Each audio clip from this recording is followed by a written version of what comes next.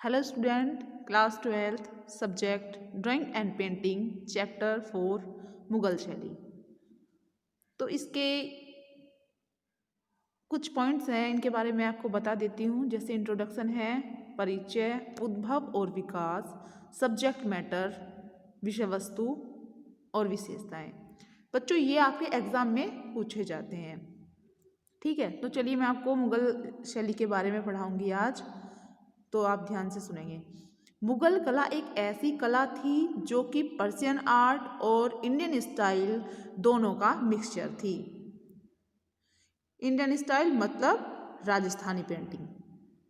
ठीक है, ये राजस्थानी और पर्शियन आर्ट, राजस्थानी जो हमारी इंडियन पेंटिंग थी और पर्शियन आर्ट कौन सी थी, जो मुगल बाहर से लेकर आए थे, इन दोनों का मिक्सचर थी। अभी अगर सब्जेक्ट मैटर की बात करें तो जो पेंटिंग है वो इंडियन पेंटिंग है, तो इंडियन सब्जेक्ट मैटर भी जरूर रखते हैं। लेकिन जो कहीं ना कहीं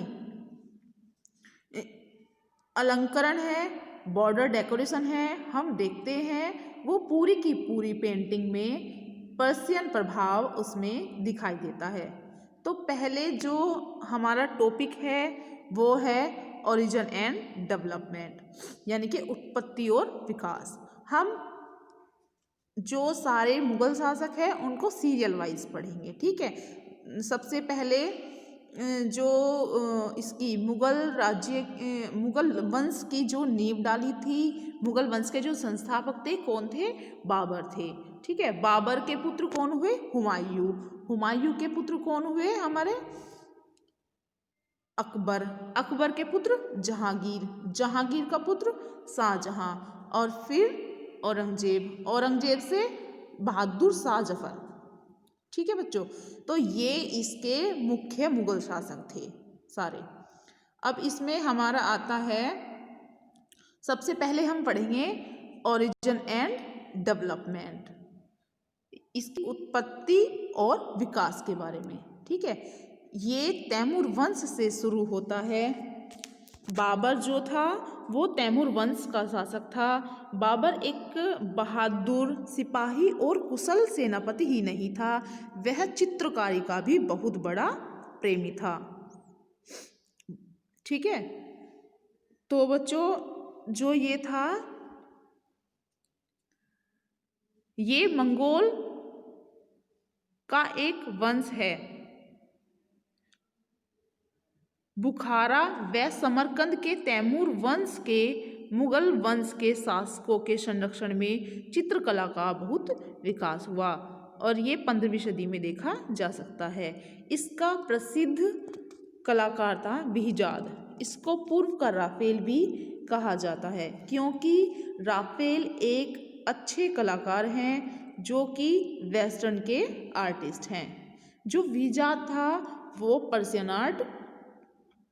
पर्शियन आर्टिस्ट थे।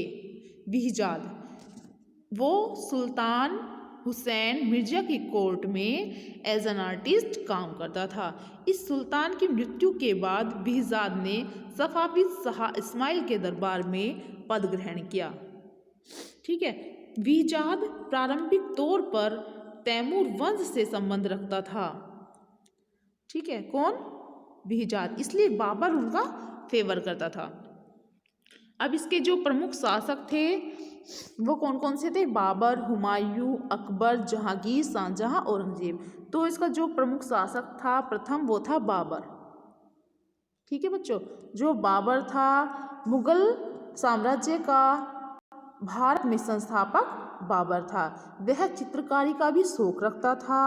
बाबर का अधिकांश समय युद्ध के क्षेत्र में ही रहा और 1530 ईस्वी में उसकी मृत्यु हो गई।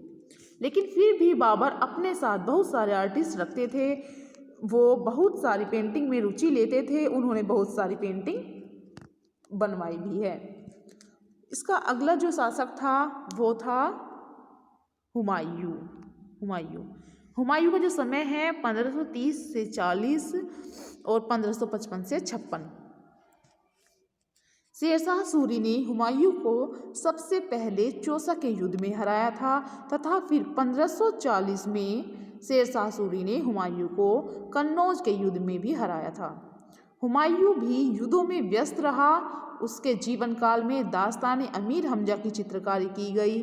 उसके दरबार में काबुल से आए 2 चित्रकार थे, मीर सैयद अली और दूसरे थे ख्वाजा अब्दुल समद सिराजी। जो मीर सैयद अली थे वो तबरेज से थे और जो ख्वाजा अब्दुल समद सिराजी थे वो सिराज से थे। हुमायूं की मृत्यु कब हुई?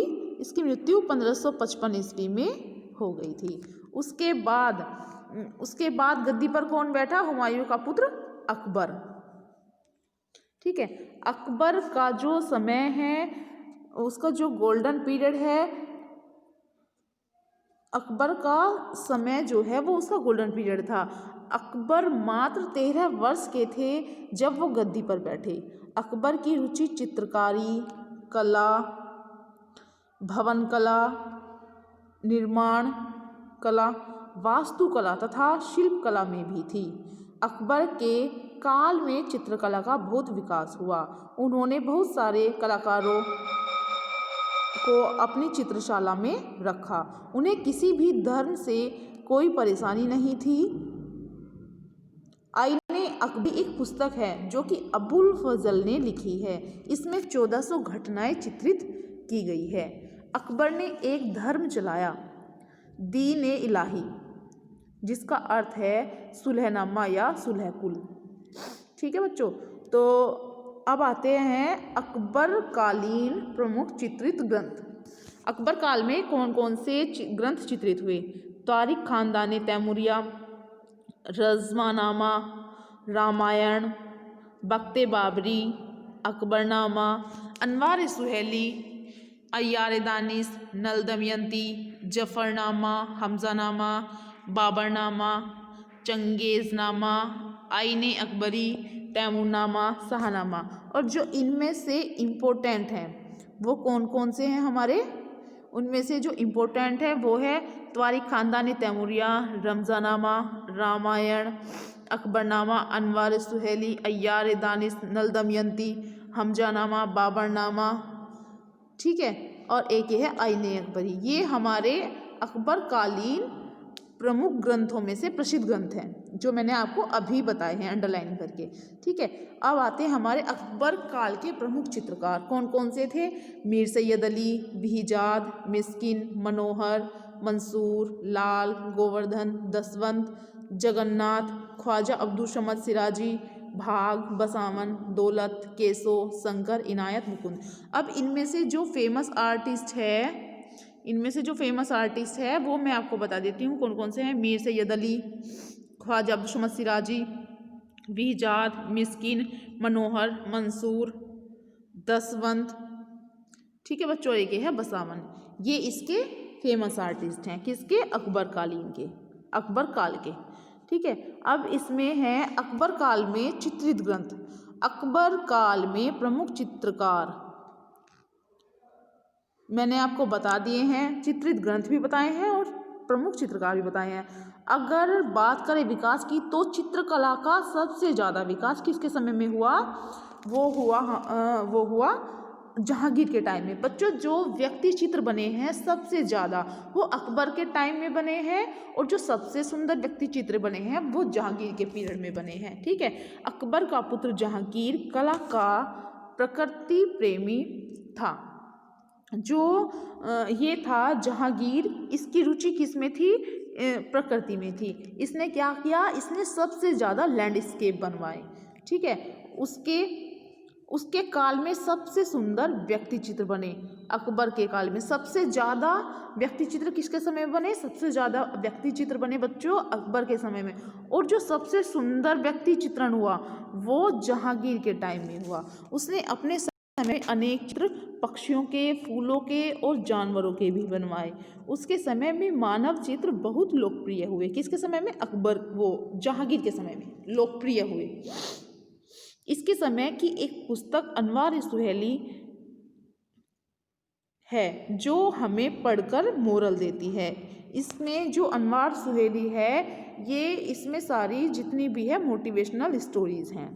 ठीक है, अब आते हैं जहांगीरकालीन प्रमुख चित्रकार प्रसिद्ध। उस्ताद मंसूर, बिसनदास, उस्ताद मंसूर, विचित्र, बालचंद, दौलत, भीम, अबुल हसन, बिसनदास, मुखलिस, रजा, इनायत। ये कौन है? ये सारे जहांगीरकालीन प्रमुख चित्रकार हैं। ठीक है बच्चों। अब आता है हमारा अगला जो था हमारा जहांगीर का पुत्र कौन था? शाहजहां। तो जहांगीर के बाद गद्दी पर कौन बैठा? शाहजहां। जो शाहजहां थे, शाहजहां का नाम आता है वो ताजमहल। जब शाहजहां का नाम आता है तो ताजमहल का नाम भी आता है। ताजमहल क्या है? आर्किटेक्चर है, मतलब वास्तु है, एक बिल्डिंग है। तो शाहजहां की रुचि किसमें थी? वो थी हमारे इसकी भवन निर्माण में। ठीक है। जहांगीर की मृत्यु के बाद शाहजहां मुगल शैली के शासक बने। जहांगीर अपने पिता की तरह चित्रकारी को पसंद नहीं करता था। उसने अनेक, जैसे इसके पिता जो थे जहांगीर प्रकृति प्रेमी था, वो चित्रकारी को बहुत पसंद करता था। उसके काल में व्यक्ति चित्र बहुत प्रसिद्ध हुए और ये अपने बाप से बिल्कुल अपोजिट था। ठीक है। जो इसकी रुचि थी वो चित्रकारी में ना होकर वास्तु में थी। ठीक है। ये भवन बिल्डिंग्स बनवाता था, उसमें रुचि लेता था। ठीक है। अपने पिता की तरह चित्रकारी को पसंद नहीं करता था। उसने अनेक भवन निर्माण बनाए। जैसे इसने क्या क्या बनवाया? इसने ताजमहल बनवाया, आगरा का लाल किला बनवाया, दिल्ली की जामा मस्जिद बनवाई। ये इसके क्या थे? ये इसके बिल्डिंग्स थी, इसकी ये वास्तु थे सारे। ठीक है। अब आता है हमारा नेक्स्ट औरंगजेब। ये बहुत ही कट्टर मुस्लिम थे। वह चित्रकारी और संगीत कला से बिल्कुल भी लगाव नहीं रखते थे। उसने सारे चित्रकारों को, किसने? औरंगजेब ने सारे चित्रकारों को अपने दरबार से बाहर निकाल दिया था, उनको वहाँ से भगा दिया था। और मुगल काल से भागकर सारे चित्रकारों ने पहाड़ी एरिया में जाकर शरण ली थी, जो अब पहाड़ी शैली के नाम से जानी जाती है। औरंगजेब के समय में चित्रकला का अंत हो जाता है। इसके बाद बहादुर शाह जफर आता है। वो चित्रकला की शुरुआत तो करता है, लेकिन चित्रकार उसके समय में भी इतना इंटरेस्ट नहीं लेते हैं जितना बाकी शासक के समय में वो काम करते थे। जैसे अकबर के समय में अच्छा काम किया, जहांगीर के समय में अच्छा काम किया, तो औरंगजेब ने तो बिल्कुल ही सब कुछ ख़त्म करवा दिया था, सारे चित्रकारों को वहाँ से भगा दिया। तो सारे जो आर्टिस्ट वहाँ से मुगल से भागे थे, उन्होंने शरण ली थी पहाड़ी में। तो वहाँ से पहाड़ी शैली की शुरुआत मानी जाती है। ठीक है। हम कह सकते हैं कि भारत में